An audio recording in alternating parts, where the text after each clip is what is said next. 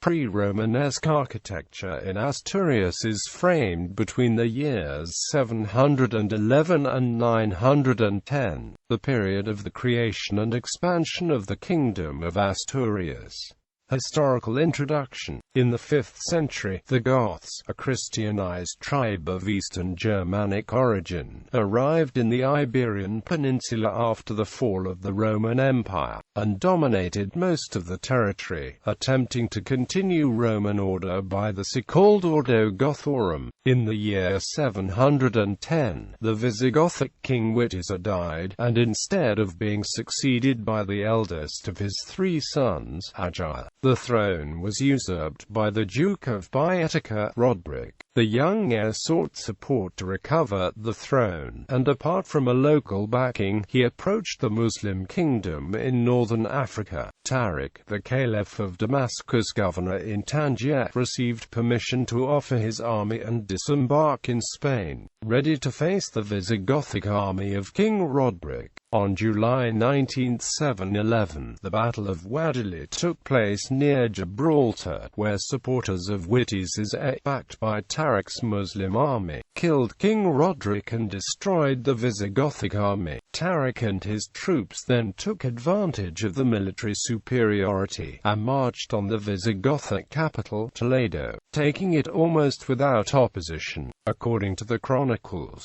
Asturian mercenaries, who had already been recruited by the Romans for their courage and fighting spirit, fought alongside King Roderick. These warriors, together with the rest of the retreating Gothic army, sought refuge in the mountains of Asturias, where they also tried to safeguard some of the sacred relics from Toledo Cathedral, the most important of which was the Holy Ark, containing a large number of relics from Jerusalem. The Kingdom of Asturias arose exactly 7 years later, in 718, when the Astur tribes, rallied in assembly, decided to appoint Pelayo as the leader, a person of uncertain origin, since for some chroniclers he was a Visigothic nobleman who fled from the Muslim conquerors, and for others he was an indigenous nobleman associated with the Visigothic kingdom. Whatever the case, Pelayo joined the local tribes and the refuged Visigoths under his command, with the intention of progressively restoring Gothic order, based on the Kingdom of Toledo's political model. The Kingdom of Asturias disappeared with King Alfonso III, who died in December of the year 910.